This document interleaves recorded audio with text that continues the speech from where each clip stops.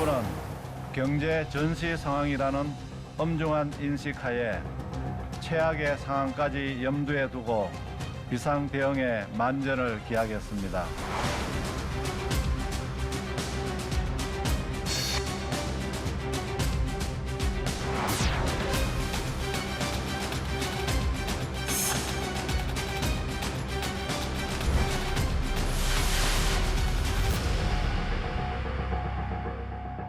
이번 추경은 고유가, 고환율로 직접 타격을 받는 취약계층과 기업을 살리는 응급수혈 추경입니다.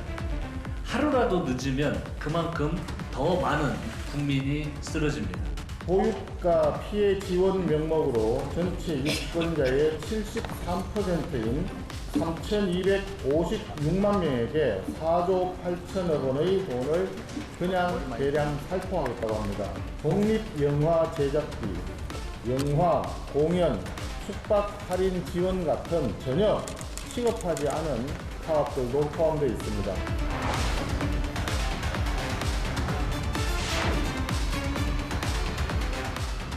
위기 극복의 성패는 속도에 달려 있습니다.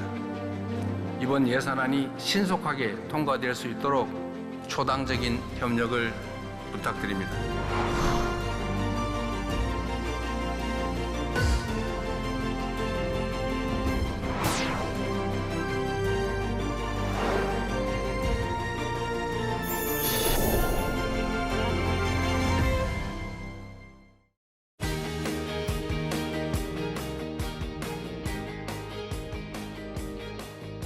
여러분 안녕하십니까? 정관용입니다. 미국-이란 전쟁이 장기화하면서 그 여파가 한국 경제 전반으로 번지고 있습니다. 국제유가 상승과 함께 환율 불안이 이어지고 있고 각종 산업 원료와 소재 공급에도 차질이 생기고 있는데요. 정부는 중동 상황 경제 대응 TF를 운영하는 한편 26조 원 규모의 추경을 긴급 편성했고 석유 최고 가격제, 공공부문 차량 2부제 도입 등 대응에 나섰습니다. 하지만 이런 외부 충격이 국내 물가 상승, 수출 둔화, 에너지 수급 불안으로 이어질 수 있다는 어두운 전망도 나오고 있죠. 자, 오늘은 미국-이란 전쟁으로 긴장감이 높아진 한국 경제 상황을 짚어보고요. 위기 속에서 우리가 선택해야 할 대응 전략은 무엇인지 토론해 보겠습니다. 함께 토론할 분들 소개해드리죠. 먼저 국민의힘 김건 의원 어서 오십시오. 네, 건강한 정치 김건희입니다. 한양대학교 에리카 캠퍼스 경제학부의 주동헌 교수 어서 오십시오. 예, 안녕하십니까. 주동헌입니다. 가톨릭대학교 경제학과 양준석 교수 어서 오십시오. 안녕하십니까. 양준석입니다. 참 좋은 경제연구소의 이인철 소장 어서 오십시오. 네, 안녕하세요. 이인철입니다.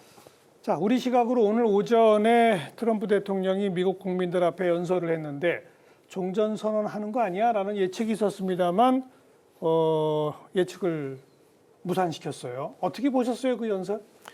기본적으로 이제 그 미국의 전략이라는 거는 그 에스컬레이트 투 디에스컬레이트라고 해서 빨리 종전을 하기 위해서 뭔가 공세를 강화하는 뭐 그런 목적으로 보였습니다. 그게 하나가 있었고 또 다른 그래서 이제 뭐 석기시를 만들겠다 이게 위협이거든요. 또 한 가지는 이제 미국 국민들 가운데서 아직 그 트럼프 행정부가 왜 이란에 대한 이런 그 작전을 한 건지에 대한 의문이 모르죠. 많습니다. 예, 예. 그거를 정당하게 시키기 위한 노력, 그 두 가지가 합쳐서 한 달 동안에 이 그 이란에 대한 작전을 설명하는 그런 기회였던 것 같습니다. 주 교수님은 어떻게 보셨어요? 약간 금융시장적 관점에서 보면은 의원님하고 좀 다른 또 그 시각이 나오는데요. 일단 오늘 점심 교수님들하고 먹으면서 주식 투자하시는 분들이 트럼프에 대해서 좀 험한 말로 네. 일단 불만을 표시를 하더라고요. 이게 지금 주식 시장이 사실 효율적 시장이라고 하면 그 근본 가치를 반영을 해가지고 안정적으로 움직여야 되는데 최근에 주가의 그 움직임이라는 거는 이 트럼프 잘못이라고 봐야 될지 아니면 트럼프의 그 왔다 갔다 하는 말에 심하게 반응하는 이 주식 시장이 잘못이라고 해야 될지 정말 이 상황을 참 가늠하기가 어려운 그런 상황을 오늘도 다시 한번 보여준 것 같습니다. 그래서 뭐 요약을 하면 트럼프가 트럼프했다 뭐 이렇게 얘기할 수 있을 것 같습니다. 네. 양 교수님 어떻게 보셨어요? 예, 저는 이게 거의 완전히 국내용인 게 아니냐 좀 그런 의심이 들었고요. 미국 국내용. 미국 국민들이요. 미국 국민들이 지금 트럼프에 대한 불만이 상당히 커지고 있었는데 그걸 좀 안정시켜주기 위해서 우리가 진짜 어떤 목적이 있다. 그리고 또 우리가 지금 강력하게 나간다. 그거는 그 국가의 어떤 애국심을 키우려고 하는 그런 생각일 수도 있죠. 그렇지만은 어저께까지만 해도 트럼프가 좀 빨리 전쟁을 끝나겠다는 그런 힌트를 좀 줬었는데 오늘 연설에는 그런 빨리 끝난다는 말이 거의 다 사라졌습니다. 네, 네. 그래가지고선 지금 말씀하신 대로 이게 또 한 번 트럼프가 트럼프를 한 게 아니냐. 그런 국민을 좀 원래는 안심시키려고 한 연설인데 그런데 오히려 불안심을 더 키워준 그런 결과가 나오지 않았나 좀 그런 의심이 듭니다. 이인철 소장님. 그러니까 이제 트럼프 대통령이 상당히 좀 급해졌구나. 중간 선거를 앞두고 지지율도 떨어지고 있고요. 그리고 지금 뭐 국내적으로도 이제 지금 갤런당이 휘발유 가격이 또 오르고 있고요. 이런 민심 위반에 대해서 뭔가 설명하려고 했는데 준비가 부족했다. 그리고 기존에 했던 것들 나열하다 보니까 종전 기대감을 기대했던 금융시장이 굉장히 패닉 상태에 빠지는 모습을 보이고 있는데 아마 이제 11월 중간선거 앞두고 지금 보궐선거가 전 국적으로 진행이 되고 있거든요. 지금 공화당이 완패하고 있습니다. 예. 하물며 이걸 발판으로 삼아서 뭔가 이제 탈출구를 점진적인 이제 출구 전략을 찾으려고 하는데 이란이 결코 이제 녹록지가 않다라는 걸 보여준 하루였다고 봅니다. 이제 네 분께서도 아마 답을 모르실 질문을 안 드릴 수가 없습니다. 시청자분들 때문에 언제 끝납니까 이거? 사실 전쟁은 시작하는 게 쉽지 끝내는 건 정말 어렵습니다. 왜냐하면 이제 어떤 순간이 넘어가면은 이게 이성이 마비되지 않습니까? 근데 이제 다행인 것은 이번 사태에서 다행이라기보다 이제 조금 다른 전쟁하고 다른 건 아직까지 지상군이 투입돼서 그렇죠. 실질적으로 없죠. 점령했다든가 이런 게 없기 때문에 아직은 종전을 할 수 있는 여력이 있다고 생각합니다. 왜냐하면 빨리 종전을 하는 것이 트럼프 대통령이 지금 중간 선거 급한 상황이고 미국으로서는 그럴 필요가 있고 이란으로서도 뭐 더 끌어서 이란에 좋을 게 지금 전혀 없는 없죠. 상황이라서 합리적으로 생각하면 양쪽에서는 빨리 끝내야 될 동인이 있고 그걸 위해서 협상도 하고 해야 될 필요가 있는데 근데 만약에 이제 이게 점령 상태로 넘어갔거나 이랬으면은 그게 좀 힘들었을 가능성이 있는데 아직까지는 저는 그렇게 해서 좀 조기 종전의 가능성도 남아 있다고 생각합니다. 조기 결말이 가능성이 아직도 있다고 생각하지만은 갈수록 매일 굉장히 희박해지라고 생각하고요. 그 큰 이유 중에 하나는 지금 우리가 계속 미국하고 이란만 얘기하고 있는데 뭐 이란은 좀 굉장히 피해가 많지만은 어떤 면에서는 미국보다 좀 더 버티면은 자기가 실질적으로 이길 수가 있다.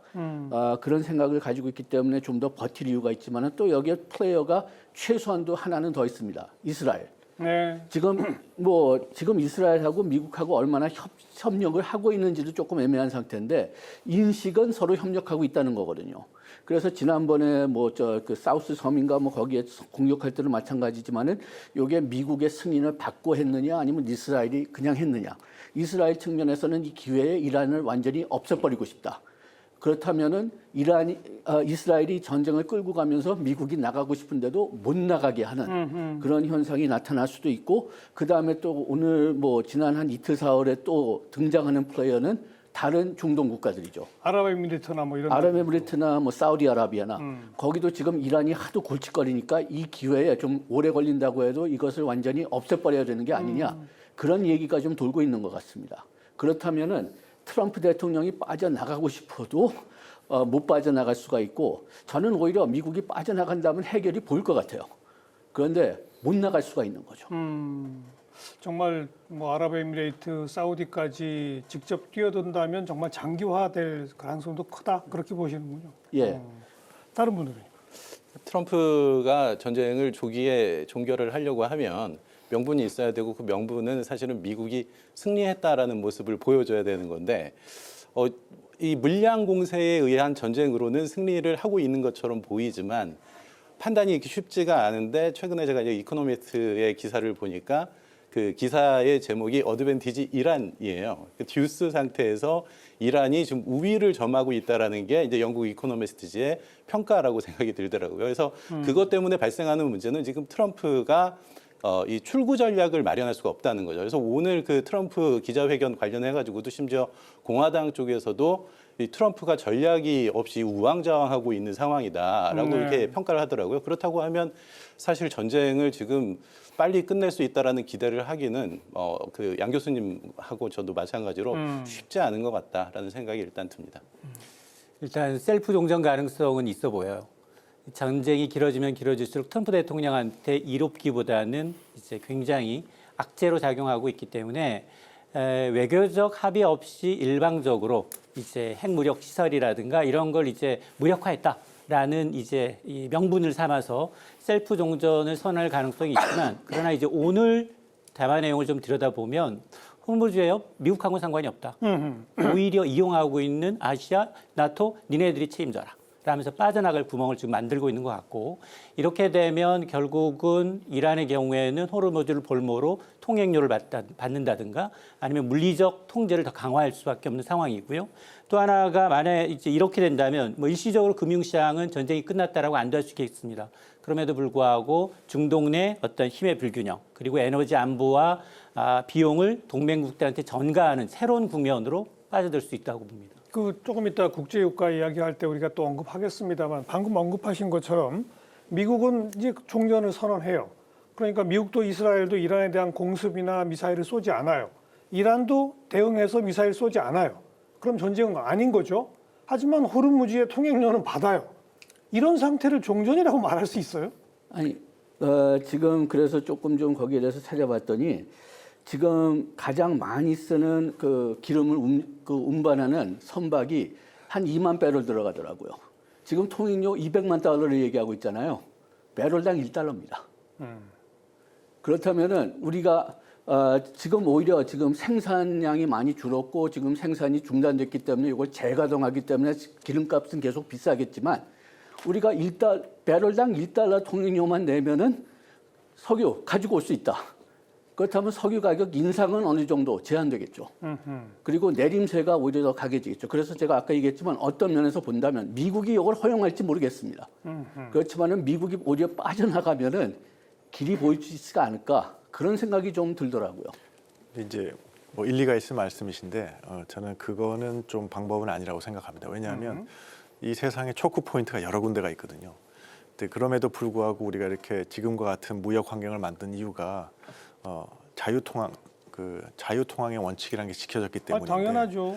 이제 그게 이제 그래서 이때까지 호르무즈 해협에서 그 이란이 주장하던 관할권을 국제사회가 인정하지 않았던 거거든요. 근데 이제 이것이 인정하는 사태가 벌어지면 사실 다른 곳에서 뭐 홍해를 지나올 때는 저기 어디지 지금 후티에 돈을 내야 되고 너도 나도 돈 달라. 말레카 해협을 내야 할 때는 그러니까요. 뭐 어디 말레이시아, 인도네시아 돈을 내야 되고 이런 세상이 되면 곤란하기 때문에 이건 약간 국제사회가 받아들일 수 없는 거라고 생각하고요. 그렇죠. 그래서 그런 의미에서 어떤 타협이 있어야 되는데 분명한 거는 트럼프 대통령이 그렇게 나몰라라고 갈 수 있는 처지는 아닙니다.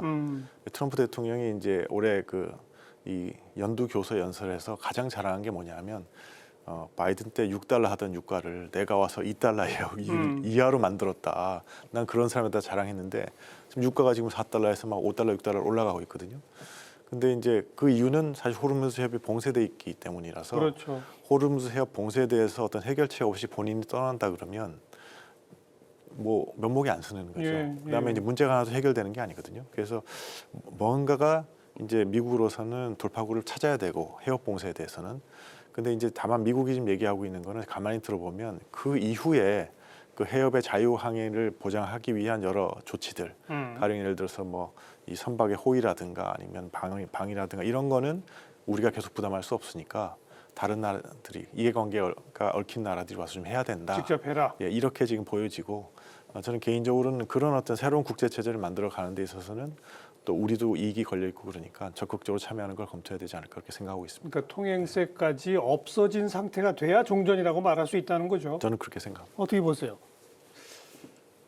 양 교수님께서 처음 발언에서 말씀하셨었던 것처럼 사실 이 종전이 물론 우리 경제적 관점에서 보면 이 호르무즈 해협이나 여기에서 그 전쟁과 관련된 비용이 발생하지 않는 상황으로 돌아가는 것이 전쟁 종료라고 할 수도 있을지 모르겠는데, 근데 하여간 제가 정치 쪽으로는 전공이 아니라서 함부로 얘기하기 쉽지는 않지만 그 이스라엘 쪽을 이제 말씀을 하셨잖아요. 지금 사실 이 전쟁이 시작될 때도 이스라엘이 중요한 역할을 했었던 것이고, 그래서 이 전쟁이 종료되기 위해서 지금 또 후티 반군까지 이렇게 나오는 이런 상황에서 정치적으로, 그러니까 사회자께서 그 미국이 공격을 하지 않고 이란도 반격하지 않으면 일단은 형식적인 형태의 전쟁은 종료되는 것 아니냐라고 하는데, 그런 형식적인 형태의 전쟁 종료조차도 쉽지 않은 거 아닐까라는 생각이 듭니다. 네.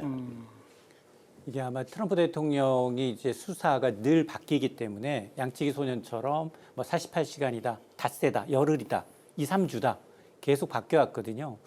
그런데 지금 전쟁이 길어지면 길어질수록 내부적으로 앞서 이제 지지율도 떨어지고 있고, 그리고 이제 미국 국민들이 가장 민감해하는 휘발유 가격이 지금 오르고 있는 상황이기 때문에 적어도 휘발유 가격을 잡기 위해서 이 전쟁이 더 길어지면 안 되겠다라는 생각을 하고 있는 것 같고요. 그러니까 빠른 출구 전략을 찾고 싶은데, 그렇다면 이제 에너지 문제를 해결해야 되는데, 에너지 문제는 미국 자체만으로 해결할 수 없는 부분이 분명히 있습니다. 중동산 두바이의 이 비중이 대부분 아시아 쪽으로 오기 때문에 그런 상황에서 지금 미국은 사실은 웃고 있어요. 대부분이 지금 중동에서 막혀 있기 때문에 다른 국가들이 지금 기름, 셰일가스뿐만이 아니라 LNG 가스도 지금 미국 쪽으로 다 손을 벌리고 있는 상황이어서 겉으로는 화나지만 미국 업체들은 또 웃고 있는 상황이거든요. 업체는 웃지만 소비자들이 울고 있기 때문에 그렇죠. 빨리 끝내고 싶은 거예요. 그래서 이제 명분을 찾으려는 건데, 그래서 앞서서 이제 그동안에는 나토나 이제 대놓고 얘기했던 것들을 한국을 꼭 집어서 필요 없다. 굉장히 주한미군까지 이제 부풀려가면서 굉장히 이제 안보적인 측면에서 도와주고 있는데, 정작 호르무즈 해협을 방해하러 나오는 데는 이제 동의하지 않고 있다라고 지금 꼬집어 얘기하고 있는 거는 출구 전략을 하고 난 다음에 뭔가 마가 지지층을 통해서 내가 지지력을 결집시킬 때 뭘 할 건가를 보면 역시 통상 쪽으로 무게가 중심이 옮겨가게 되면 그다음 타겟은 지금 이 사태에 이제 동조하지 않았던 아시아 동맹국들을 비롯해서 굉장히 많은 청구서를 내보낼 것을 좀 각오하고 있는 것 같아 보입니다. 아무튼 이 전쟁이 언제쯤 어떻게 마무리될지가 가시화되기까지는 국제유가는 계속 고공행진을 이어갈 수밖에 없잖아요. 우리 그 교수님께서 국제유가가 높아지는 게 우리 한국 경제에 어떤 영향들을 미치게 되는지 좀 분석을 해주시면. 뭐 국제 유가가 높으면은 뭐 당장 우리 그 휘발유 가격 인상으로 인해서 그래서 그 생활 비용이 높아지는 거고요. 그럼 이게 소비 심리가 위축이 되게 될 것이고, 그러면은 이게 경기에도 이제 안 좋은 상황이 되는 거고요. 내수 악화가 되고. 내수 악화가 되고, 그리고 이제 여러 가지 산업들이 지금 영향을 받고 있지 않습니까? 그래서 뭐 실제로 원유, 뭐 휘발유와 뭐 그 경유 이외에도 나프타하고 또 뭐 헬륨가스하고 이런 것들이 지금 석유화학 산업 쪽하고 그리고 또 반도체에도 사실은 이게 반도체 그 와이퍼를 이제 그 정비를 하는데 거기에서 그 헬륨가스가 쓰인다고 얘기를 하더라고요. 근데 이제 그것 때문에 또 반도체 시장까지도 영향을 받을 수 있는 상황이 되고, 그러니까 우리나라 지금 그나마 한국 경제에서 버팀목이라고 할 수 있는 게 반도체인데 그것까지 위협을 받을 수 있는 상황이라고 하기 때문에 이러한 문제들에 대해서 산업적인 측면에서도 생산 측면에서도 지금 타격을 받고 있는 상황이고, 수요 측면에서도 타격을 받고 있는 상황이기 때문에 지금 그래서 그 한국 경제 전망을 한국은행이 2%로 그 올해 초에 전망을 했었는데 그 2% 달성이 지금 쉽지 않은 상황이 될 것으로 많이들 예상을 하고 있는 것 같습니다. 여기에 시차가 있다는 게 좀 중요한 것 같아요. 지금까지의 대부분 그 영향은 지금 미래가 두려워서 그 소비가 위축된다. 아니면은 지금 그 석유의 공급은 그래도 지난 20일까지는 뭐 거의 정상적으로 이루어졌거든요. 그렇지만은 뭐 몇 가지 품목의 품귀 현상이 일어난 거는 아마 사재기 때문일 겁니다. 그런데 이제서부터는 본격적으로 이제 품귀 현상이 나타날 수가 있다는 거죠. 공급량이 줄어드니까.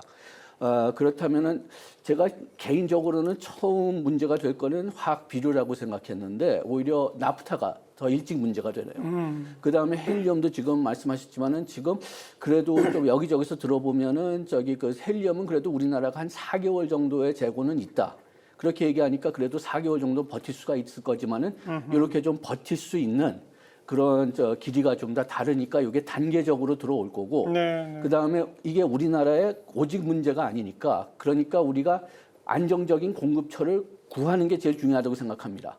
왜냐하면 우리가 안정적인 공급처가 있으면 가격이 올라가도 그리고 가격이 올라갈 겁니다. 다른 나라도 다 마찬가지니까요. 그렇지만은 그래도 물량이 있으면은 경제는 굴러가요. 그런데 소재나 중간재, 원자재 물량이 없으면은 아예 생산을 못 하는 거죠. 그렇기 때문에 지금 우선 과제는 지금 정부가 지금 하려고 노력은 하고 있지만은 그 공급원을 지금 최대한 발굴해 가지고선 요거를 발표시켜 가지고선 그 국민들의 심리를 좀 안정화시키고 기업의 심리를 좀 안정화시키는 게 가장 우선적인 과제가 되지 않아야 될까 생각되네요. 네. 그러니까 상황을 보면 이제 벌써 다른 여러 나라들에서는 충격파가 가시화되고 있거든요. 뭐 필리핀도 그렇고 인도도 그렇고 뭐 이렇게 부족 사태가 막 나오고 있는데 말씀하셨듯이 우리는 아직 예비적인 상황이고 사실은 충격파가 직접 닥친 건 아니죠. 그렇지만 지금부터 이제 긴장하고 준비하고 대비를 해서 그러니까 다른 나라보다 가장 적은 피해를 보면서 이 상황을 넘겨야 된다고 생각하고요. 그렇기 위해서는 우리가 기민하게 대응하고 그다음에 여러 가지 방안들을 생각하면서 해야 될 것 같습니다. 그런 거에 대해서는 저희가 오늘 토론하면서 또 쭉 한번 점검해 보면 될 것 같습니다. 소비가 위축되는 게 우리만 그런 게 아니잖아요. 네. 전 세계적으로 그러면 우리 수출도 또 당연히 타격을 받을 거 아니겠습니까? 가장 무서운 게 지금 아까 반도체 말씀해 주셨지만은 우리 경제의 성장 엔진이 지금 반도체 수출이잖아요. 예. 그런데 그 반도체 수요는 우리나라에 달려 있는 게 아니라 미국에 달려 있는 거죠. 그러니까요. 데이터 센터 이것 때문에 지금 뭐 반도체 구하기가 너무 비싸졌다든지 아니면은 요거 인플레이션 염려 때문에 연준이 금리를 올린다든지 해가지고선 미국의 데이터 센터 건설이 좀 축소된다 아니면은 멈춘다 한다면은 그러면 우리나라 성장 엔진이 완전히 없어버리는 거죠. 네.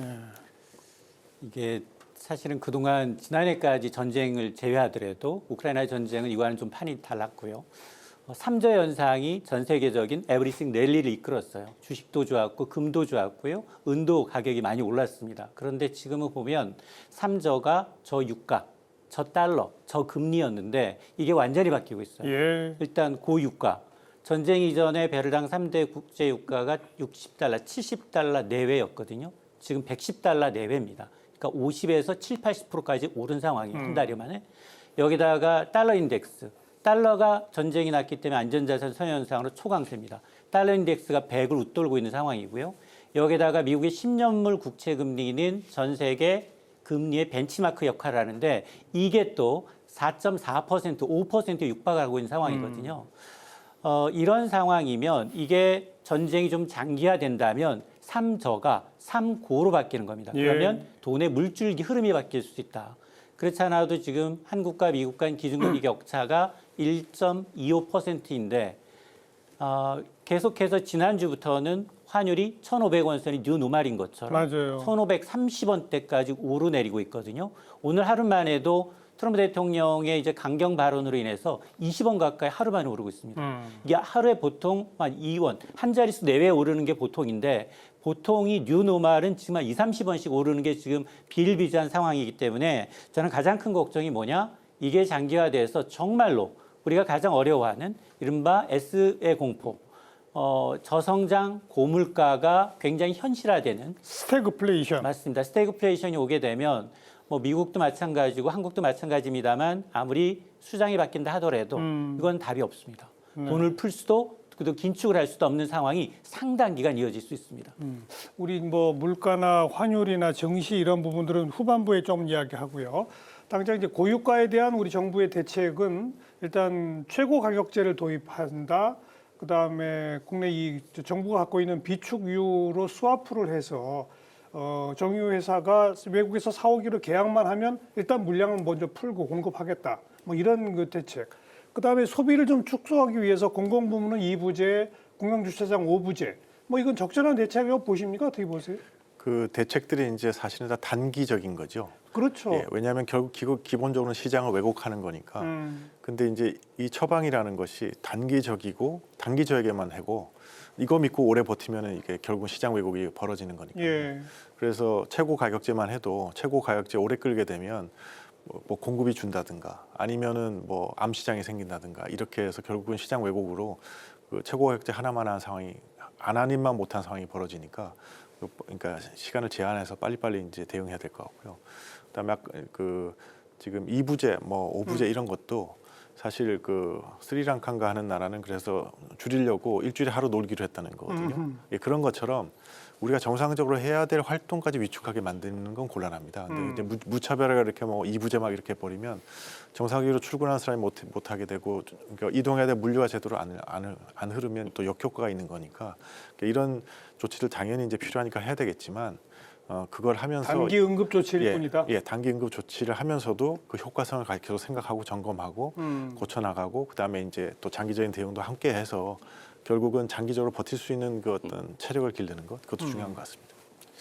그러니까 지금 정부가 개입을 하는 방식이 그 양적인 방식하고 가격 규제하고 두 가지를 전부 다 사용을 하고 있는 상황인 거죠. 그래서 일단은 먼저 썼던 게 사태가 지금 이란 미국 전쟁 사태가 터지고 나서 급하게 했었던 것이 가격 상한제였는데, 그걸 하게 됐었던 이유는 그 휘발유 가격이 너무 급격하게 오르니까 이제 저희가 그걸 이제 경제학에서는 로켓 앤 페더스 효과다라고 하는데, 가격이 오를 때는 로켓처럼 올라가고 내려올 때는 깃털처럼 천천히 내려온다. 그렇죠. 그래서 이게 어떻게 보면은 이 그 정유업계에서 좀 프라이스 가우징이라고 하죠. 약간 바가지 같은 걸 하고 있는 상황이었기 때문에 의원님 말씀하신 대로 일단은 급하게 그 가격 정책을 할 수밖에 없었고, 근데 규제 방식 중에서 가격 정책이 사실은 제일 왜곡을 시키는 방식이거든요. 그래서 2주에 한 번씩 좀 업데이트를 한다라는 게 그나마 이제 그 다행스러운 이제 방식이기는 했고요. 그리고 그 다음에 양적인 부분에 있어서 비축유를 효과적으로 사용하기 위해서 스왑 방식을 도입을 한 거죠. 그래서 그냥 그 방출을 하는 것보다는 일단 스왑 방식을 선택했다라는 것도 긍정적인 측면으로 일단 볼 수는 있고요. 그리고 그 수요를 이제 그 억제하는 건 일단 지금은 공공부문만 그럼 선도적인 차원에서 하고 있는 것 같고, 근데 그 유가가 만약에 정말로 뭐 $130 그 이상으로 이렇게 오르는 경우에 민간에게까지 이게 확대가 된다라고 하면 그거는 정말 그 심각한 상황이지만, 그렇게 한다라는 것 자체가 상당히 그 심각한 상황에 이르렀다는 거를 이렇게 나타내주는 그런 징표가 될 것 같습니다. 일단 지금 할 수 있는, 정부로서 할 수 있는 것은 다 하는 것 같아요. 뭐 어쨌든 최고 가격제를 정했다 하더라도 분기마다 이제 정유사의 손실분을 메꿔줘야 되는 거 맞고요. 그러니까 단기적인 처방이죠. 마찬가지 수화프도 마찬가지고요. 근데 우리가 지금 국제유가 급등에 대해서 할 수 있는 게 별로 없어요. 그런데 러우 전쟁을 통해서 유럽은 어떤 식으로 비켜나갔느냐. 러시아산 수입 비중을 줄이면서 미국산, 중동산, 호주산을 넓혀갔다는 거예요. 그러니까 우리가 70% 이상을 중동산에 의존했던 것들이 아킬레스 건이고, 여기다가 근본적으로 이제 우리 경제 펀더멘털인 이제 이 성장률이 급속도로 낮아지다 보니 미국보다도 성장률이 낮은 게 굉장히 좀 오래됐습니다. 벌써 3, 4년이 됐거든요. 그래서 아마 이제 환율이 1,400원이 뉴 노멀이 된 상황인데, 이런 걸 근본적으로 개선하지 않으면, 그래서 앞서 얘기했습니다만 에너지도 마찬가지죠. 에너지는 우리나라가 OECD 국가 가운데 소비 1위입니다. 에너지 민간 절약해야 돼요. 공공만이 5부제, 2부제가 아니라 민간으로 확산해서 정말로 어려울 땐 아껴 써야 되는 거를 알아야 되고요. 그리고 우리가 그걸 통해서 중장기적으로 에너지 믹스, 지금은 당장은 뭐 화석 연료를 되게 의존하고 있지만 신재생 에너지 값이 비싸다, 환경적인 측면에서 좋긴 좋지만 굉장히 뒤로 밀렸었던 부분에 대한 과제를 하나 둘씩 지금부터 해나가는 그런 이제 근본적인 대책도 좀 따라야 한다고 봅니다. 예, 첫째로는 우리나라가 정부가 그 처음에 정책을 기획했을 때는 지금 이제 뭐 여러 가지 정책을 말씀해 주셨지만은 요거를 좀 단기적으로, 만약 이 전쟁이 단기적으로 있었을 때 정책하고 장기적으로 나왔을 때 정책하고 나눌 수가 있을 것 같습니다. 가격 제한제는 단기적인 정책이었어요. 그 전쟁이 뭐 한 2, 3주일밖에 더 안 갈 거다. 그러면 그 당시에 임시적으로 그냥 그 가격이 급등할 수 있으니까 이걸 막겠다는 취지로는 좀 논리가 있는데, 지금 오히려 지금 전쟁이 오래되니까 지금 목적은 우리가 가지고 있는 비축량을 최대한 활용하고 좀 길게 써야죠. 그런데 가격 상한제를 본다면은 가격을 낮춰줘 가지고선 오히려 사기 편하게 한 정책이잖아요. 그렇다면은 이게 우리가 장기 전이 될 거라고 좀 인식이 됐으면은 오히려 가격을 올리는 제도로 바꿨어야 됩니다. 우리가 79년에 그 2차 석유 파동을 맞았을 때는 갑자기 석유 가격을 3배로 늘렸어요. 물론 그때는 지금보다 비축량이 훨씬 더 적긴 했기 때문에 할 수 없었지만은, 그렇지만은 가격을 올리는 정책이 있었어야 됐었고 이렇게 쓰는 돈은 대중교통을 더 편하게 만드는 정책에 아마 썼어야 될 겁니다. 그게 우리나라가 지난주서부터 이제 하기 시작했죠. 예. 버스의 횟수를 늘리고 지하철 횟수를 늘리고 그 다음에 아까 말씀드렸지만은 지금 아주 우선순위는 어떻게 하면은 우리가 차질이 생길 수 있는 원자재 소재의 공급량을 어떻게 구할 수가 있느냐.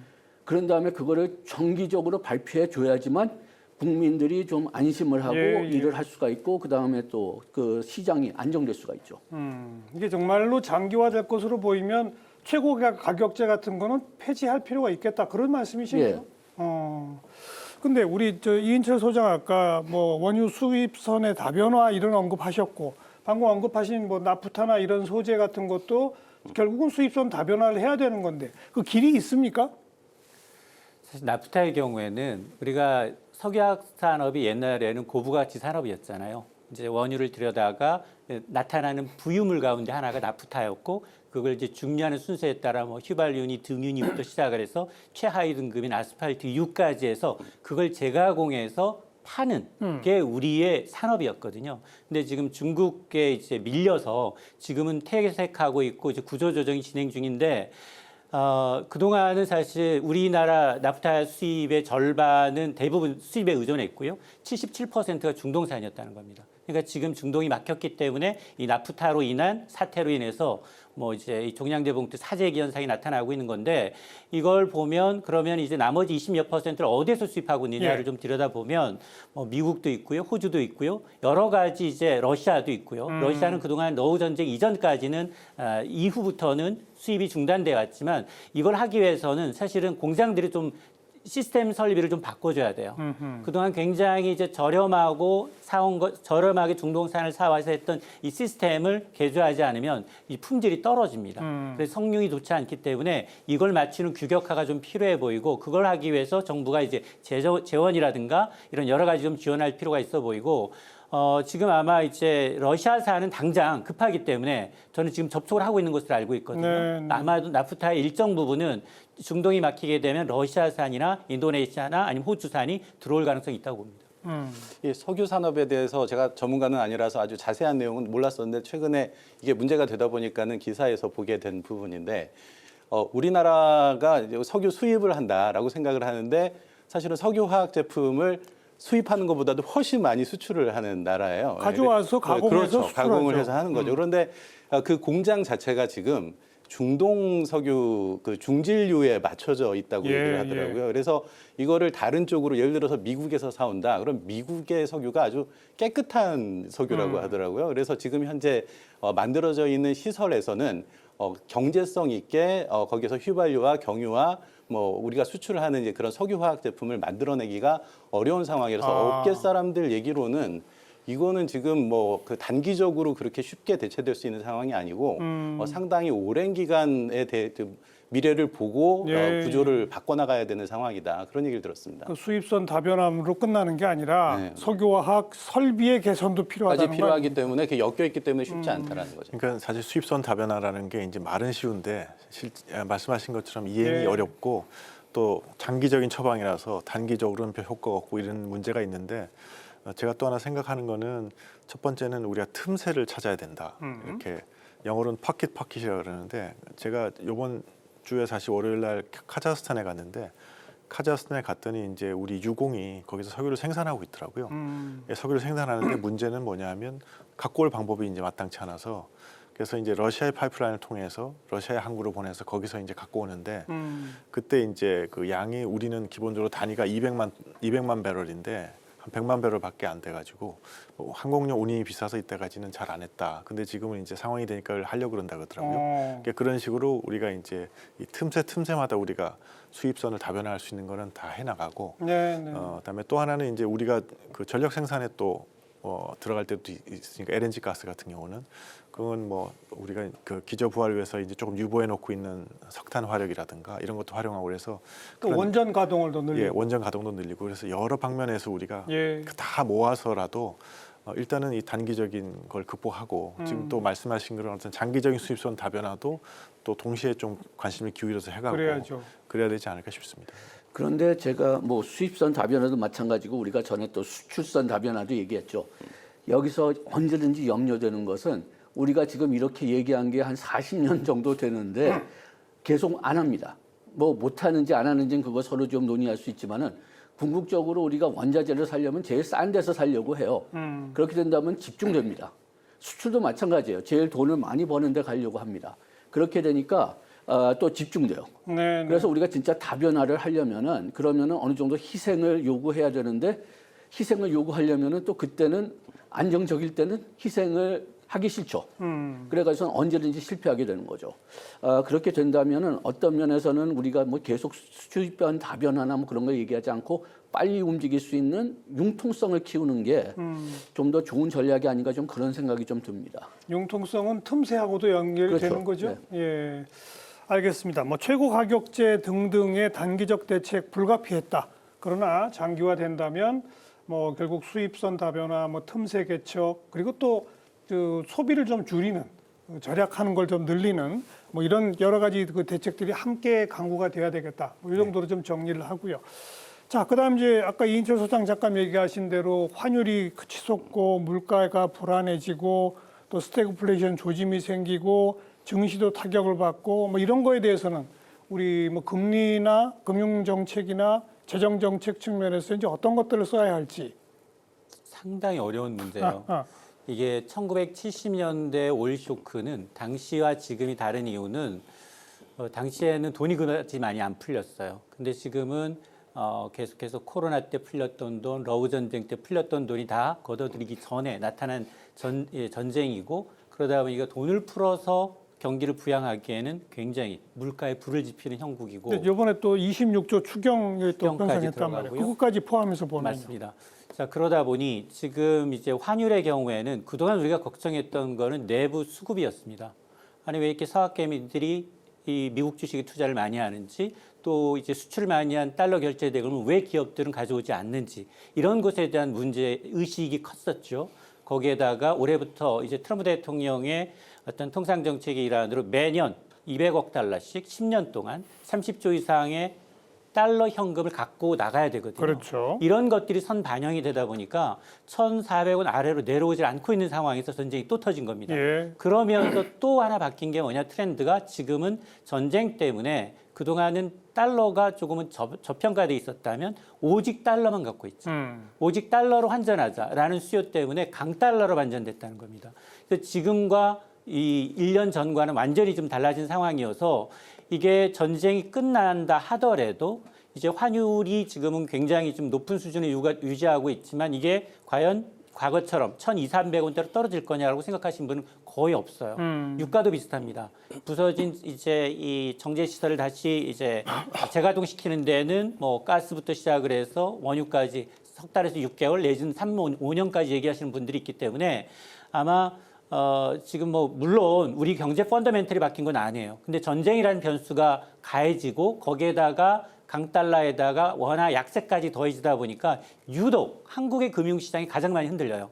어제 매수 이제 사이드카가 발생을 했다면 코스닥 코스피 오늘 또 반대로 역으로 매도 이제 하루에 이제 급변동하는 이 날들이 점점 많아지고 있는데 통상 이제 금융이나 이제 과거에도 이런 전쟁이 있으면 한 4주 정도 지나면 거의 전쟁이라는 건 일회성 변수이고 결국은 실적, 펀더멘털로 회귀했는데 지금은 누구도 내일 2, 3일 후에 무슨 일이 벌어질지 불확실성이 너무 높다 보니까 아마 이런 불확실성 장세에서는 안전자산이 아닌 원화 가치는 추풍낙엽이다. 트럼프의 입에 달려 있다고 봅니다.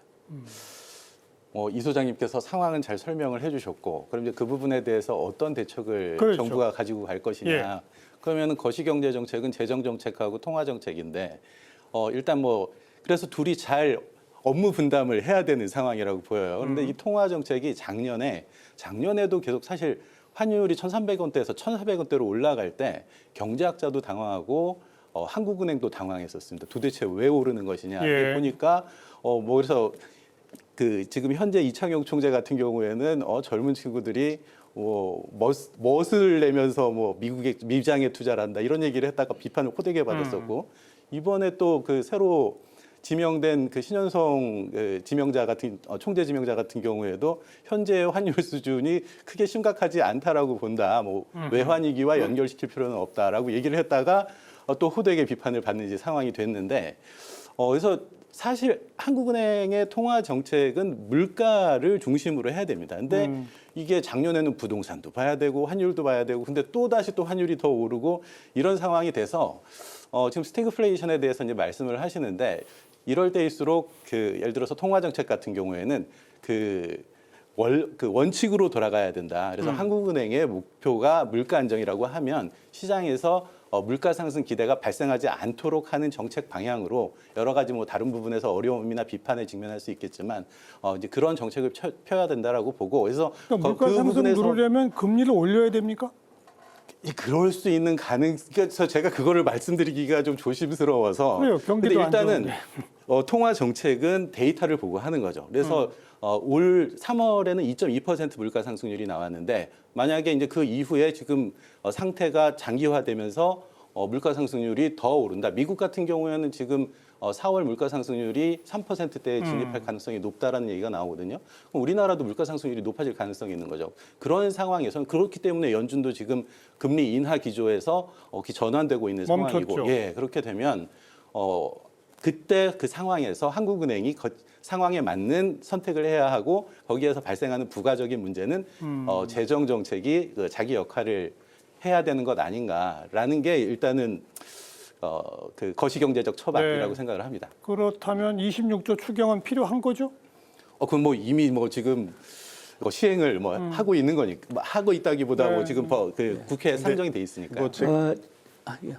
그래서 사실 저는 뭐 제가 그 거시경제 전문가는 아니니까 하지만 역시 그 균형이 제일 중요한 것 같거든요. 그러니까 말씀하신 대로 지금 스태그플레이션이 위협한다 그러면 금리를 올릴 수도 없고 내릴 수도 없고 그래서 그 판단이라는 거는 물가 중심으로 해서 한국은행이 잘 봐야 되는 것이고 우리 추경을 하더라도 추경이 물가를 자극하면 아까 이제 말씀하셨지만 지금 이 물가가 확 올라갈 수 있는 만반의 이 환경이 다 조성되어 있는 상황에서 돈을 이렇게 막 소비선을 확 풀어버리면 그게 이제 경제에 좀 치명적일 수 있지 않습니까? 그래서 이 지금 단계에서 가장 중요한 건 그런 판단을 할 때 좀 정치적인 고려가 빠져야 되겠다 이런 생각을 많이 합니다. 그러니까 순수하게 경제를 바라보는 시각으로 해야지 만약에 이게 중간 선거를 자꾸 생각해서 그 전에 좀 경기가 화랑이 돼야 되고 뭐 사람들한테 돈이 좀 풀려서 인심이 좀 좋아야 되고 이런 식으로 자꾸 생각하면 그러면 그게 이제 지금 핀셋 추경을 해야 되는데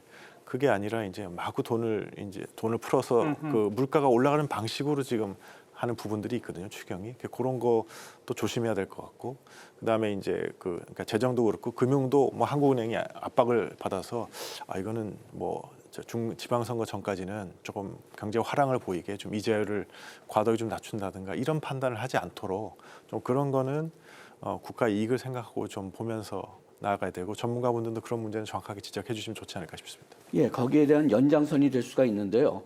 아까 얘기했지만 우리가 어떤 면에서는 추경을 좀 너무 빨리 해가지고선 이 전쟁이 단기로 끝날 거라는 그런 가정하에서 추경 계획을 세웠는지 그런 의심이 좀 가는데 그렇다면은 조금 좀 정책 차원에서 뭐 맞지 않는 게 있지 않나 좀 염려됩니다. 지금 전쟁이 단기적으로 했기 때문에 사람들이 불안전해가지고 소비자들이 불안해가지고선 소비를 위축됐다. 그러면은 이렇게 그 소비를 장려시키고 이렇게 그냥 뭐 그렇게 돈을 더 쓸 수 있게 하는 정책이 맞을 수가 있어요. 그런데 지금은 우리가 그 단계는 좀 지나가서 이제 일부 품목들이 품귀 현상이 되는 그 가능성이 좀 높아진다는 거죠. 예. 그렇게 공급이 제한된 상태에서 수요를 마구 늘린다면은 그러면은 품귀 현상이니까 물량이 생산이 늘어나지도 않고 실질 소득은 늘어나지 않고 오직 가격만 올라가죠. 그렇기 때문에 지금 이렇게 우리가 이 단기전으로 생각했던 그 상황이 장기전으로 생각하는 상황으로 바뀐다면은 그 안에 어떤 정책이 들어가 있어야 되느냐 이것도 좀 재고려할 필요가 있을 것 같습니다. 양 교수님하고 살짝 의견이 이제 다를 수 있는 부분이 사실 정책 방식에 대해서는 경제학자들이 크게 다르지 않습니다. 경제학자들이 의견이 많이 다른 것처럼 얘기를 하는데 사실 의견이 다른 거는 현재 경제 상황을 어떻게 판단하느냐가 사실은 많이 달라요. 그래서 양 교수님 같은 경우에는 지금 그 공급 제약에 의해서 이게 수요가 늘어나면은 가격이 그 인플레이션이 더 강화될 수 있다라고 말씀을 하시는데 사실 지금까지 우리나라의 경제 상황은 워낙 그 저성장 상황이었고 그래서 좀 그 경제의 그 포텐셜에 비해서는 좀 슬랙이 있는 상황이다라는 판단이 좀 들어요. 그래서 재정 지출에 의해서 인플레이션이 지금 크게 자극을 받을 가능성은 특히 이제 이런 방식으로는 크게 없지 않냐 이런 생각을 이제 저는 좀 갖고 있고 그리고 이제 이게 재정이라는 게 이렇게 돈을 푸는 거다라고 이해를 하시기보다는 돈의 방향을 어느 쪽으로 흘러가게 하는 거다. 그러니까 돈의 물꼬를 트는 이런 돈의 흐름에 물꼬를 트는 것이다라고 이해를 하면은 그러면 이제 그게 인플레이션의 이렇게 큰 재정 정책은 인플레이션의 큰 자극은 되지 않을 수도 있지 않을까라는 생각을 하고 있습니다. 이 소장님 어떻게 보세요? 저는 일단은 정부든 이제 외환 당국이든 대응이 예전과는 좀 달라야 된다라는 건 뭐 같은 의견이고요. 다만 환율 때문에 과거처럼 이제 지금 뭐 신현선 후보자가 얘기했던 것처럼 지금 달러가 부족해서 생기는 사실은 이 환율 위기가 아니거든요. 이게 지금 뭐 외환 보유고 넉넉하고요. 반도체 잘 팔리고 있기 때문에 무역 수지 지금 흑자 기조입니다. 그런데 이제 수급상 전반적으로 전쟁이라는 변수 때문에 위험 자산으로 분류된 한국의 원화가 저평가돼 있어요. 그럼에도 불구하고 이번 달부터는 우리 국채가 선진국 3대 국채라고 할 수 있는 세계 선진국 채권에 포함이 되기 때문에 아마 그런 것들이 지금 전쟁이라는 변수가 빠지게 되면 저는 환율은 분명 상반기는 좀 높겠지만 조금 하반기에 전쟁이 빠진다면 내려갈 수 있다라고 보고요. 다만 문제가 되는 건 물가예요. 지금 나타나는 물가는 뭐 지난달 물가가 2.2라고 얘기했지만 유가만 보면 10% 두 자릿수거든요. 근데 이런 고유가가 우리나라 물가에 미치는 시차는 한 2개월에서 3개월입니다. 그러니까 이 전쟁이 정말로 본격화돼서 국제유가가 70달러가 아니라 100달러가 반영되는 건 5월, 6월이거든요. 그러니까 2월의 물가를 보고 그때까지 전쟁이 안 끝났다라고 하면 말씀하셨던 것처럼 물가는 3%로 뜁니다. 3%로 뛰면 유가가 전체 소비자 물가에 미치는 파장이 워낙에 크기 때문에 저는 하느니 기습적으로라도 저는 사실은 올해 내내는 금리 동결로 가야 한다라는 취지지만 그럼에도 불구하고 만약 물가가 3%를 찍었다라고 하면 우리가 먼저 기습적인 금리를 올려서 시중에 풀린 유동성을 좀 줄일 필요는 있어 보입니다. 그 추경에 대해서는 어떻게 보세요? 일단 뭐 26조 2천억 원인데요. 장단점이 분명해요. 일단은 뭐 선별적으로 이제 주기로 했긴 했죠. 어쨌든 뭐 수도권보다는 비수도권, 인구 소멸 지역 그리고 소상공인 취약한 소득이 낮은 분들한테 최대 60만 원까지 주기로 했기 때문에 정말 보편적 지급이 아닌 것처럼 보이긴 합니다. 거기에다가 어쨌든 뭐 지역 화폐를 줘서 지역 상권 살리겠다라는 취지도 좋고요. 그다음에 이전과 달랐던 건 국가 부채를 내지 않아서 다행히 이제 법인세 잘 거쳤고요. 증권거래세 잘 거쳤기 때문에 이걸 재원을 활용하겠다라고 하는데 말씀하셨던 그 원인이 두 가지예요. 당장 아니 돈을 더 푼다는데 물가 괜찮을까? 여기다 돈을 더 풀면 환율은 괜찮을까? 이 두 가지는 늘 불안해요. 항상 정부가 이런 정책을 발표하면서는 늘 얘기합니다. 이걸 했을 경우에 1년 이내 경제 성장률 제고 효과는 얼마인지 이거로 인해서 발생할 수 있는 물가 불안 요인은 얼마나 되는지. 근데 이 발표가 빠졌어요. 그럼 국민은 불안합니다. 불안 심리가 사재기를 만드는 거거든요. 정확한 설명과 그리고 정말 타겟팅해서 줘야 되는데 근데 저는 사실은 이제 728조라는 예산 아직 시작도 안 했잖아요. 풀지도 않았는데 이걸 과연 이 시점에 하는 건 맞을까? 라는 것에 대해서도 찬반 의견이 있을 수는 있겠지만 그럼에도 불구하고 전쟁이라는 건 분명히 추경 편성 요건인 건 맞습니다. 다만 해법에 대해서 그리고 나타난 이 증상에 대해서 예고되는 부작용에 대해서 정부가 얼마나 컨트롤할 수 있느냐가 관건입니다. 제가 좀 두 가지 포인트만 좀 확인하고 싶은데요. 첫째는 지금 뭐 추경 저는 개인적으로는 지금 말씀하신 대로 추경이 좀 이르지 않았나 너무 규모가 크지 않았나 그렇지만 부분적인 추경은 필요할 겁니다. 그렇지만은 아까 얘기했지만 요거는 이게 에너지 가격이 올랐기 때문에 그것을 좀 직접적인 피해를 받는 그런 쪽에 좀 집중해야 된다는 그런 면이 있다고 좀 말씀드리고 싶고 그러니까 아까 얘기했듯이 그냥 일반적으로 소비를 늘리면은 요건 해가 될 수가 있다. 그래서 진짜 그냥 피해를 받는 기업 그리고 뭐 운송비가 올라갈 거니까 우리가 진짜 인플레이션을 걱정한다면 이 운송업체들에 대한 지원 이런 것들을 제한시켜야 된다는 얘기고요. 두 번째는 지금 전쟁이 진짜 길어진다면은 우리 그 2분기 끝 말이나 하반기에는 진짜 엄청난 추경이 필요할 수가 있습니다. 그렇죠. 그렇기 때문에 지금서부터 이렇게 많이 쓰는 게 답인가? 그것도 좀 의심이 듭니다.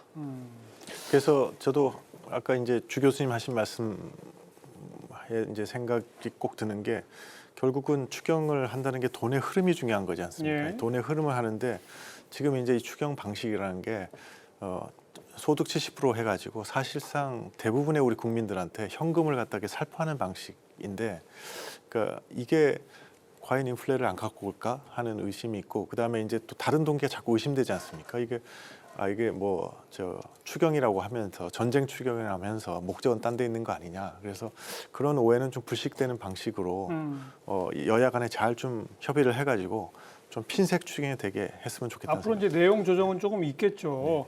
그런데 당장 물가 불안은 분명히 있습니다만 그 상태에서 저성장으로 스태그플레이션으로 가는 걸 막기 위해서는 돈이 좀 돌도록 해야 되는 건 또 필연적인 거 아닙니까?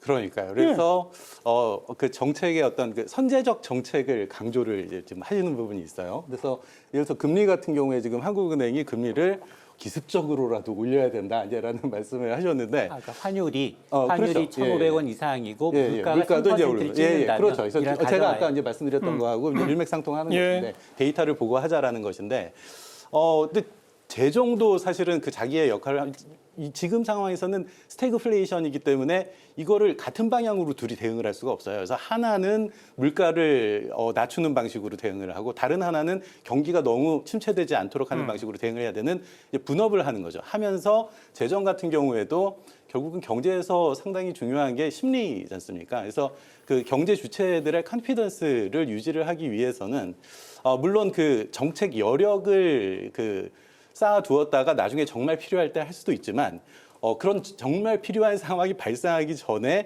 선제적으로 재정 정책을 하는 것도 뭐 이게 나름의 방법, 정책을 집행하는 방법일 네. 수 있다라고 생각이 듭니다. 예, 물론 사람들마다 그 어디에 비중을 두느냐에 따라서 다른데 제 개인 좀 염려는 첫째 우리나라 경제 슬랙이 그렇게 많으냐. 지금 잠재 성장률이 한 1.8%로 돼 있잖아요.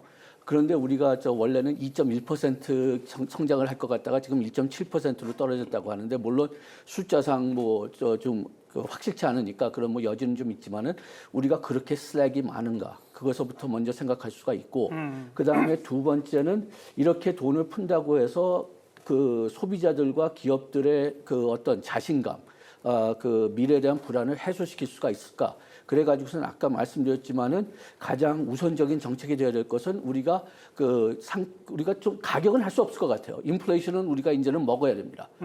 그렇지만은 그래도 물량은 계속 우리가 보존할 수가 있다. 그런 그 염려를 해소해주면은 그래도 상당 부분의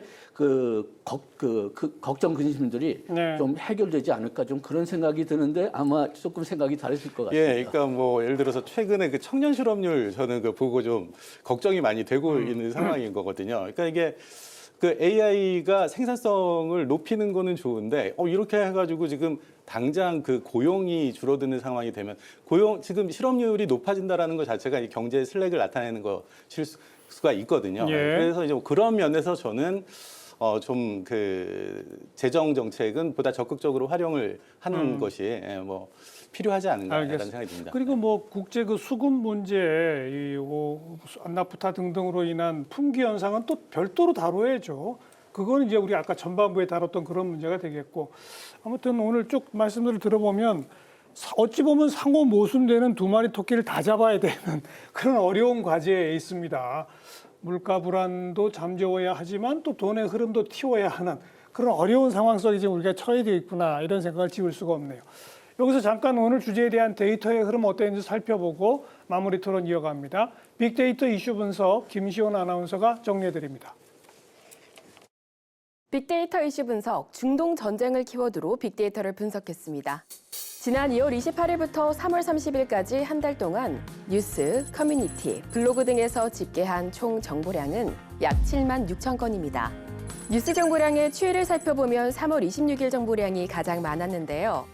이재명 대통령이 중동 사태로 인한 에너지 위기에도 전기요금은 웬만하면 변경하지 않으려고 한다면서 국민들의 자발적인 에너지 절약 협조를 요청해 관련 기사들이 나왔습니다. 이어서 중동 전쟁 연관어를 살펴보면 중동, 경제, 유가 등을 볼 수 있습니다. 국회 예산정책처가 올해 한국 경제 성장률이 2%에 이를 것으로 전망했습니다. 다만 중동 전쟁이 장기화로 국제유가 쇼크가 지속될 경우 성장률이 최대 0.5%포인트 하락할 수 있다고 봤습니다. 기업들이 느끼는 체감 경기 역시 악화한 것으로 나타났습니다. 3월 반도체 수출 호조에 힘입어 기업 심리가 4년 만에 처음 낙관적으로 돌아섰는데 한 달 만에 다시 기준선을 밑돌았습니다. 한국경제인협회는 국제유가, 해상운임 급등 여파가 부정적 영향을 미쳤다고 분석했습니다. 중동 사태로 발생한 유가 불안 흐름을 틈타 일부 주유소에서 과도한 가격 인상을 하고 있다는 비판이 나오는 가운데 더불어민주당에서 부당한 가격 인상을 방지하는 법안을 발의했습니다. 국민의힘에서는 중동 사태 장기화에 따른 농가 부담을 줄이기 위한 개정 법안을 발의했는데요. 법안에는 올해 만료 예정인 농어업용 석유류 면제 특례를 2년 연장하는 내용 등이 담겼습니다. 지금까지 중동 전쟁을 키워드로 알아본 빅데이터였습니다. 네, 아까 이제 증시 우리 이인철 소장이 언급하시면서 하루는 매수 사이드카, 하루는 매도 사이드카, 바로 하루 만에 정말 이거 보기 드문 현상이고요. 어찌 보면 이게 좀 중장기적으로 볼 때 불과 한 반년, 1년 사이에 2,000대에서 6,000을 찍었지 않습니까? 이게 엄청난 이 변동성을 갖고 있는데 그런 그 힘이 전쟁이란 변수를 만나서 지금 갈팡질팡하고 있는 것 같거든요. 이럴 때는 어떻게 해야 됩니까?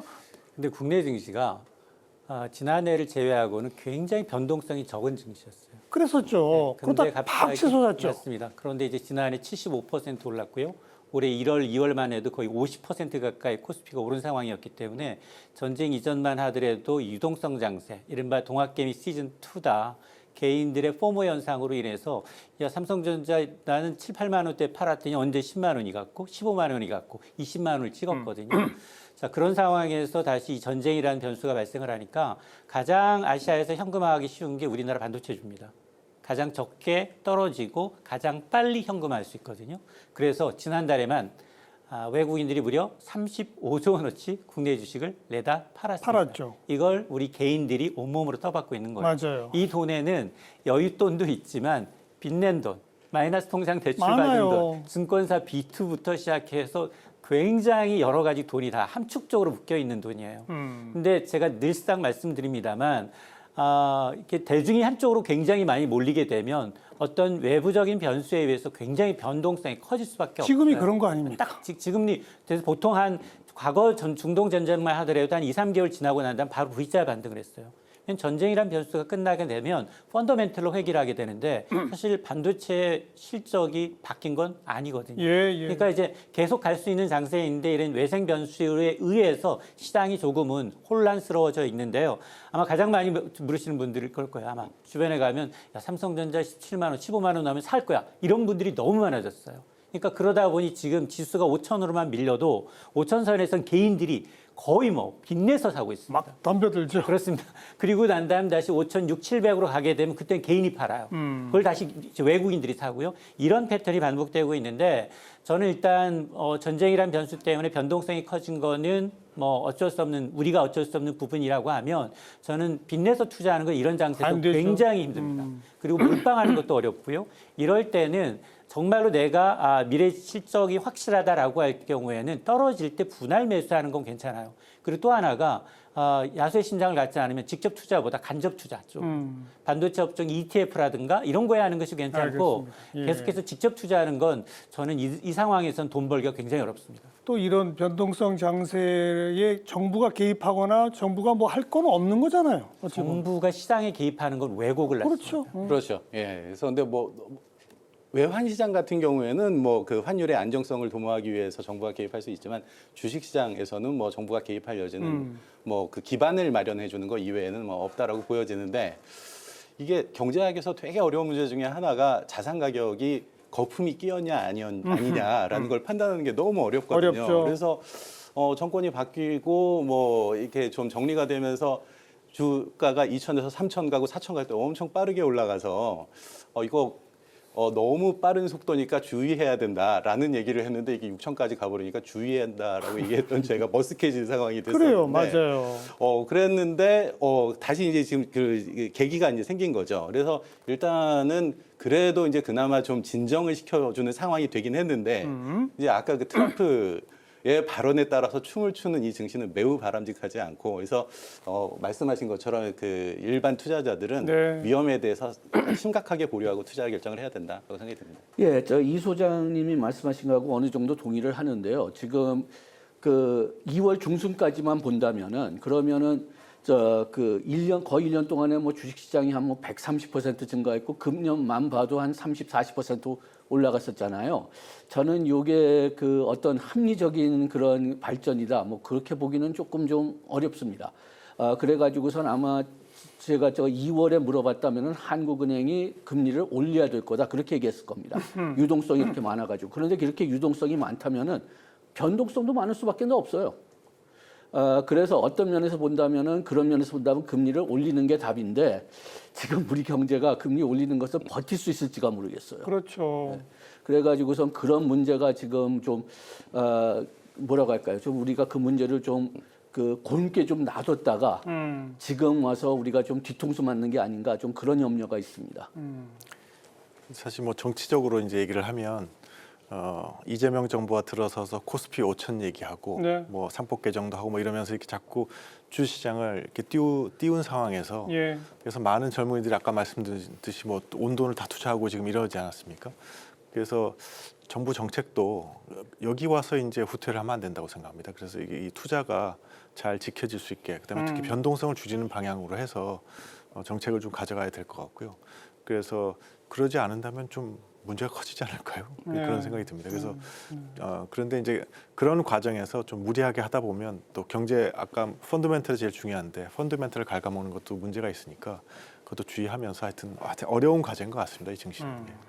어찌 보면 단기 급등했기 때문에 이 이란 전쟁이 울고 싶은데 뺨 때려준 격이라고도 표현할 수 있을 것 같아요. 그러니까 다른 나라보다 우리 증시의 충격파가 훨씬 더 크다고도 볼 수 있는데 그런데도 또 단기 급등의 에너지가 완전히 죽지 않은 상태라서 매일같이 급등락 하고 있는 양상이 아닌가. 이럴 때일수록 정말 조심해야 한다. 뭐 그런 말씀으로 좀 듣고요. 자, 토론 마무리하죠. 이인철 소장님부터 좀 강조하고 싶으신 대목 짧게 한 말씀씩 한 1분 정도. 네. 일단은 전쟁은 끝나야 끝난다. 정말로 트럼프 대통령이 출구 전략으로 미국만 빠져나간다 하더라도 그 후폭풍은 아마 이제 동맹들한테 전가될 가능성이 상당히 좀 높아 보이거든요. 근데 제가 가장 우려하는 건 이 3고가 과연 얼마나 가서 우리 경제 충격을 줄까 하네요. 정말로 이제 국제유가가 지금 110달러, 120달러가 고착화된다면 이것보다 내리는데 저는 60, 70달러로 내려갈 확률은 거의 없다고 보고요. 뭐 90달러만 가더라도 이건 우리 경제 전망이 확 바뀝니다. 그리고 고유가, 그 고유가 이후에 고환율, 고금리까지 봐서 이 세 개의 흐름이 돈의 흐름뿐만이 아니라 경제 전체 전반의 흐름을 바꿀 수 있기 때문에 반드시 확인해야 될 거예요. 네. 유가 확인하시고요. 그리고 이제 달러가 얼마나 강세를 보이고 있는지, 그리고 이제 미국의 10년물 국채 금리가 어떻게 움직이고 있는지 이거에 따라서 한해의 통화 정책도 달라질 수 있습니다. 양준석 교수님. 예, 저는 우선 과제는 몇 번 얘기했지만은 지금 물량 확보가 제일 중요하다고 봅니다. 가격이 비싸다고 해도 일단은 물량을 확보해서 보자. 네. 그러면은 지금 우리가 거시경제 걱정하는 이유의 상당 부분은 미래가 두려워서 불확실해서 그런데 우리가 인플레이션을 피할 수 있는 기회는 이제는 없을 것 같아요. 그렇다면은 물량을 최대한 확보해 가지고선 인플레이션은 높지만은 그래도 경제를 굴러가게 하는 게 우선 과제라고 생각하고 그렇게 좀 안심이 된다면은 그러면은 그래도 좀 최악의 경우는 좀 피할 수 있지 않을까 생각이 됩니다. 주동원 교수님.